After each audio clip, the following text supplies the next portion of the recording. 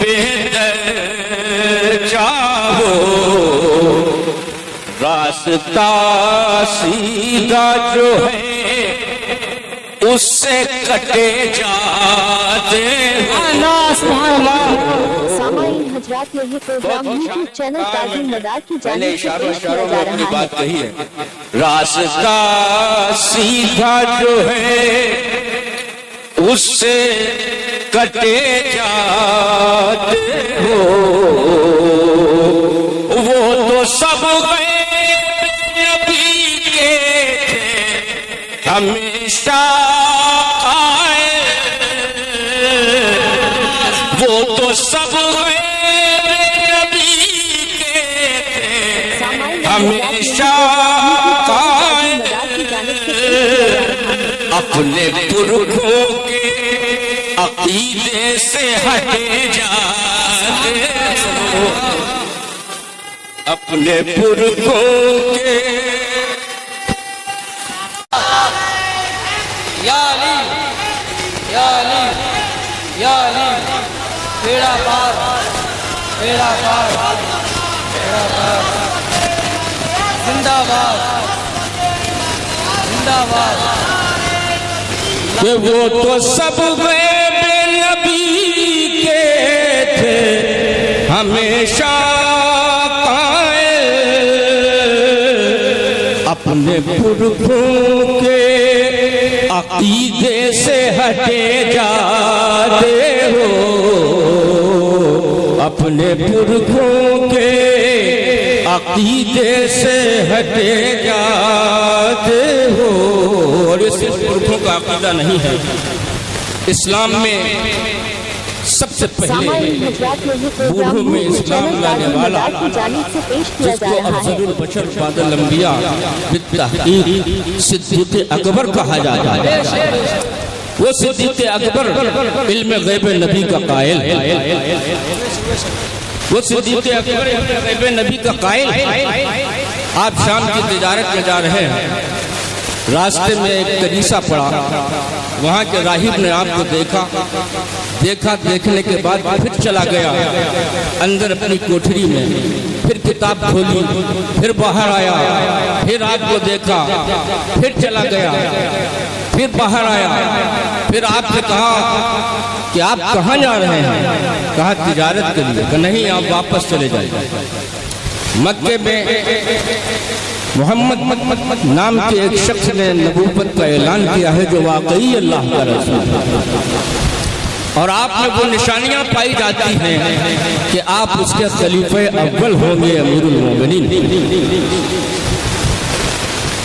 جب آپ لوٹ کر کے مکہ مکرمہ میں آئے تو مجلس رسالت سجی ہوئی تھی محفل سجی ہوئی تھی آپ محفل میں پہنچے تو سرکار دو عالم صلی اللہ علیہ وسلم نے کہا اے ابو بکر ایمان لے آؤ میں اللہ کا نبی ہوں اللہ ایک ہے میں اللہ کا رسول ہوں آپ نے کہا یہ بتاؤ تمہارے پاس کوئی نشانی ہے رسول ہونے کی کوئی علامت کوئی اثر کوئی نشانی ہے تو آپ نے حضرت صدیق اکبر سے ارشاد فرمایا کہ اے ابو بکر کیا اس راہب کی نشاندہی کافی نہیں مکے میں رہ کے شام کے راستے کی بات بتانے والا غیب کا نبی صدیق سے کہہ رہا ہے کیا راہب کی وہ بات تمہارے لیے کافی نہیں صدیق اکبر اس غیب کو سنتے ہی ایمان لے آتے وہ تو بڑی بات شہنشاہ نبوت شہنشاہ رسالت ہے میں آپ کو ایک واقعہ بتاتا ہوں جب حضرت حسین پاک پر جلوار ہوئی چاروں طرف سے تو کوفے میں یہ اعلان کر دیا گیا کہ کوئی نوجوان کوفے کے کسی گھر میں دکھائی دیا کہ اس کو قتل کر دیا جائے جتنے نوجوان ہیں سب کربلا جائیں اور باغیوں کے خلاف جنگ کریں ایک شخص اپنے گھر میں رہ گیا اس کے بال بچوں نے کہا اس کی بیوی نے کہا کہ تم بھی کربلا جاؤ اور باغیوں سے لڑو ورنہ تمہاری جان لے لی جائے گی اس نے کہا ٹھیک ہے تلوار اٹھائی اور کربلا کی طرف چل دیا چلتے وقت اس کی بیٹی نے کہا کہ بابا سنا ہے جنگ میں مال غنیمت بھی ملتا ہے، اگر مال غنیمت ملے تو یمنی عقیق میرے لیے ضرور لیتے آنا، یمنی عقیق میرے لیے ضرور لیتے آنا۔ جب وہ کربلا میں پہنچا تو آخری اوقات سے زہرا کلال منافقوں یزیدیوں سے جنگ کر رہا تھا، چاروں طرف فوج تھی یلغار، یہ شخص بھی اسی فوج یزیدی میں شامل ہو گیا اور اچھے سے اچھا انعام پانے کے لیے آگے سے آگے بڑھتا گیا۔ اس کا نام عبداللہ تھا۔ جب اس نے اپنے گھوڑے کو ایڑ لگائی تو آگے بڑھ کر کے جب حضرت حسین پاک کے قریب پہنچا تو آپ نے فرمایا اے عبداللہ تیری بیٹی کو یمنی عقیق چاہیے، لے میری انگوٹھی اسے دے دینا۔ اسے عبداللہ نے غیب حسین جب دیکھا تو حسین کے کام پر لڑتے ہوئے وہیں کربلا میں شہید، جس کے نواسے کو یہ علم غیب ہے، جس کا نواسا یہ وہ شہنشاہ رسالت کے غیب کی بات کرتا ہے، وہ نبیوں کا شہنشاہ جو سب سے پہلے تبلیغ کیا گیا، جو سب سے پہلے پیدا کیا گیا، اول ما خلق اللہ النبی،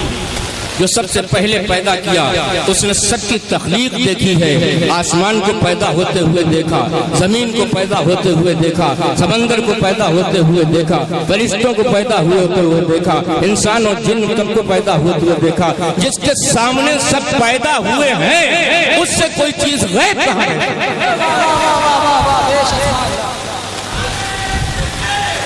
جو سب کو دیکھ رہا ہے۔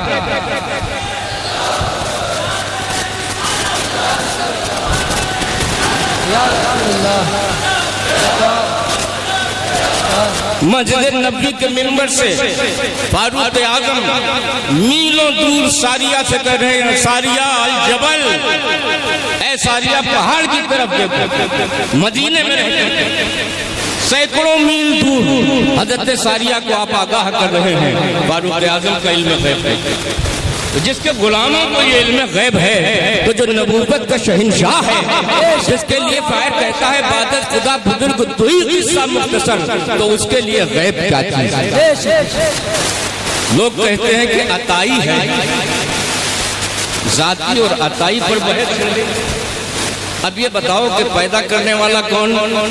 زور سے کہو، کس نے پیدا کیا؟ اللہ۔ سب کچھ عطا کرنے والا کون؟ اللہ۔ جو سب کچھ اللہ نے عطا کیا ہے تو یہ بھی عطا ہے۔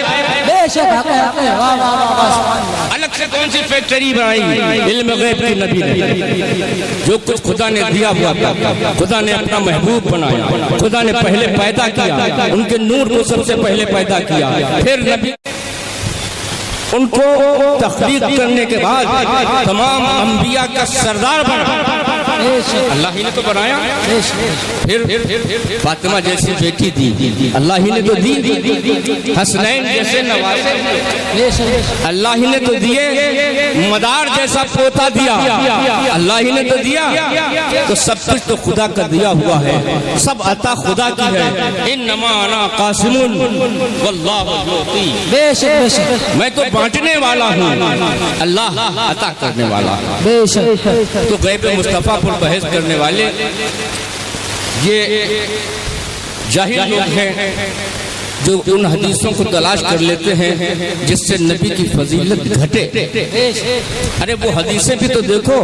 اللہ کے نبی فرماتے ہیں کہ رب تعالیٰ نے اپنا دست قدرت میرے دونوں شانوں کے درمیان رکھ دیا،